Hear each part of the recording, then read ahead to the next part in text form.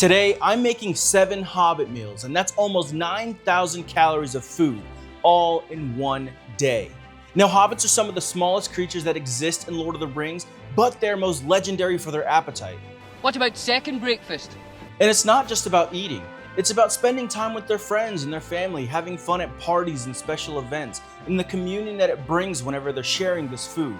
Now, my family and I love the Hobbits, and they've given us some of our most favorite moments from the series. That's why I'm throwing them this Hobbit feast.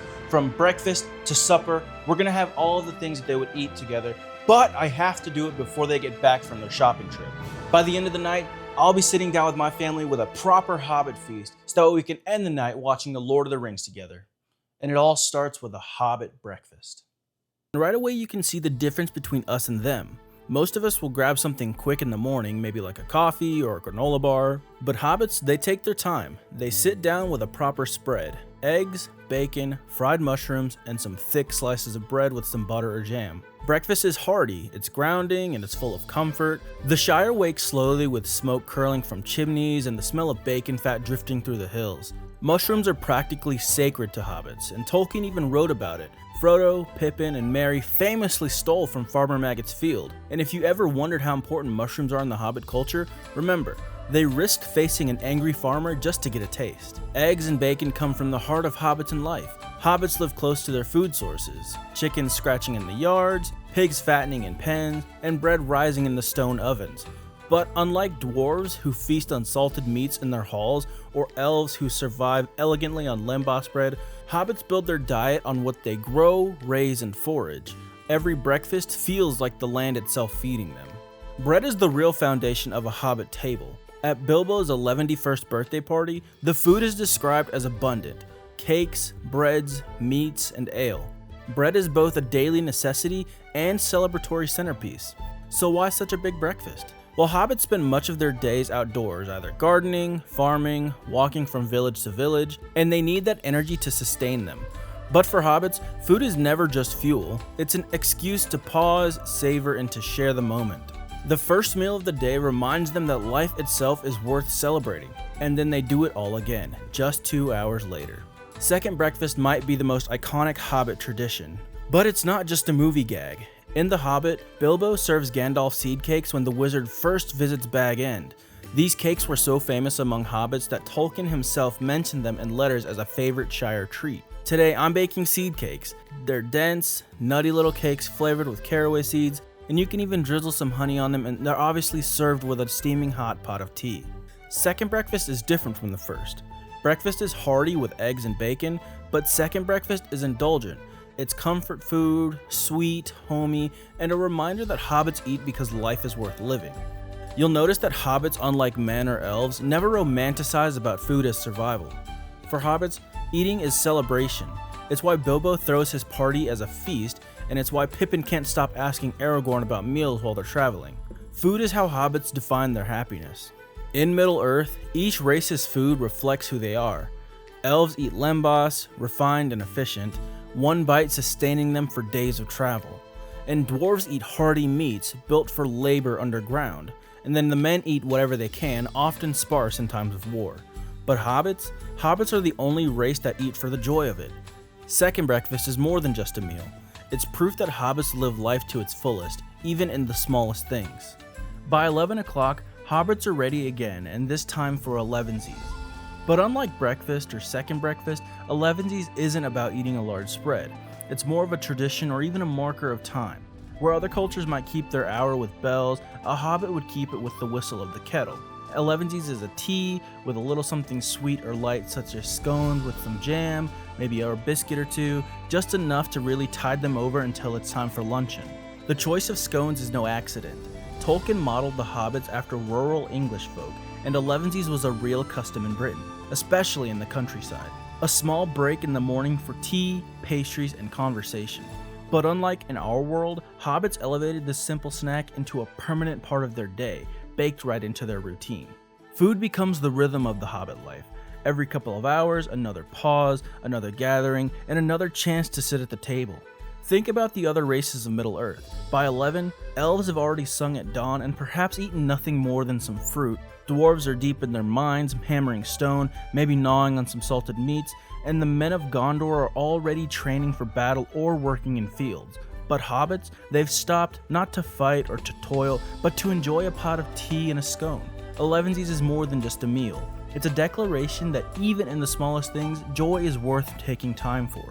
Maybe that's why Tolkien loved hobbits so much. They reminded us that life isn't about rushing from one great event to the next.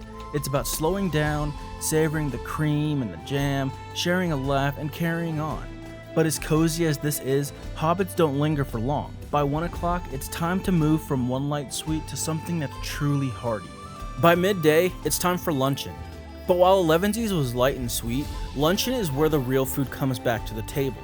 You got roasted chicken, and of course we cannot have it without some potatoes. Boil them, mash them, stick them in a stew. Luncheon is essentially a Hobbit Sunday roast, except for the fact that it's every single day. It's hearty, warm, comforting, and it's designed to sustain hours of work in the fields or long afternoons in the gardens. In The Lord of the Rings, food constantly reminds characters of home. Samwise Gamgee, trudging through Mordor, dreams of taters, boiled, mashed, or in a stew. Luncheon is exactly the kind of meal that he longed for. But it's not about the extravagance, because hobbits never really eat like kings, they eat like they're farmers. Luncheon is a meal of the land because it's simple, abundant, and it's deeply tied to the soil of the Shire. Now, afternoon tea is one of the most social hobbit meals, but unlike the formal teas of men in Gondor, this one is informal. It's joyful and it's neighborly. It's a spread of cheeses, fruits, biscuits, and small cakes, all washed down with endless cups of tea. This is when Hobbiton comes alive with song and laughter. It's the tour when neighbors stop by and when tales are told and songs are shared. But beneath the simplicity lies the real genius of the hobbits. They live in a community.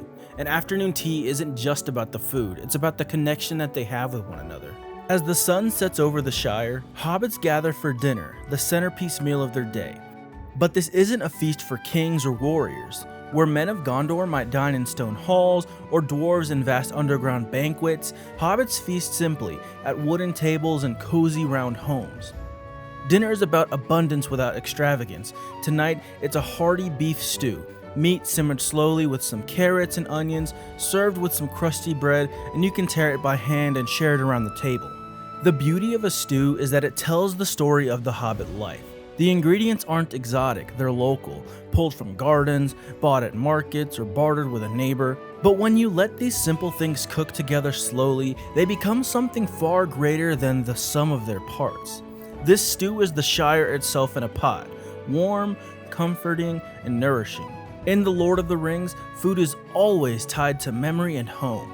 Sam dreams of potatoes in Mordor, Frodo clings to thoughts of the Shire when despair sets in. But it's meals like this, the slow stew, the fresh bread, that give weight to those dreams. It's not just food that they're longing for, it's safety and it's belonging. Dinner isn't just about eating, it's about feeling rooted, about knowing your home. Think of the contrast. Elves eat lembas, which is efficient and refined, one bite sustaining a man for days. It's beautiful, but it's solitary. And dwarves eat richly underground, but their tables are heavy with ale and meat meant for endurance. But hobbits, their food invites sharing. The stew pot is set in the middle of the table, the bread is broken and passed by hand, and dinner is a reminder that joy is multiplied whenever it's shared. And once the bowls are cleared, the candles lit, and the night deepens, it's time for the final gathering of the day, supper. Even after a full day of eating, hobbits still make room for one last meal. But unlike dinner, which is hearty and communal, supper is smaller, quieter, and almost intimate. It's the meal that closes the circle of the Hobbit day. Supper is simple but comforting, with meat pies, fresh from the oven, perhaps a wedge of cheese, and always a mug of ale or ginger beer to end the night. Meat pies themselves feel perfectly Hobbit. They're practical, using up whatever's left from the day, folding it neatly into pastry, sealing it up with care, with nothing going to waste in the Shire. But practicality doesn't mean blandness. The smell of pastry baking, the sound of the crackling crust when you cut in, the warmth of the gravy spilling onto the plate, these are sensory anchors of home. Supper is not about excess, it's about comfort. It's about ending that day on a note of satisfaction. Picture the Shire in the evening, lanterns glowing along Hobbiton's paths, round windows lit with golden candlelight. Supper is when the world grows still, fields rest, fires burn low, and families gather for those last shared moments before bed. But it isn't silent. Supper is when stories stretch a little longer, songs fade softer, laughter lingers around the hearth. This last meal is less about hunger and more about fellowship, a reminder that every day deserves a good ending.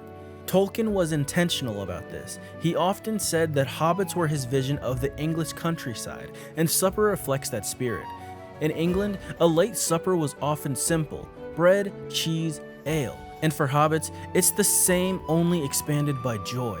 Supper is the clearest picture of who hobbits are: ordinary folk finding joy in ordinary things, then proving that such joys are extraordinary when shared. And so the Hobbit day is complete. 7 meals, 1 table, and a reminder that food is more than just survival. It's joy. But the true heart of a Hobbit life isn't in the food itself. It's about who you share it with. And that's why I end this feast as the hobbits would, sitting with my family, watching The Lord of the Rings, remembering that even the smallest folk can teach us the greatest joys.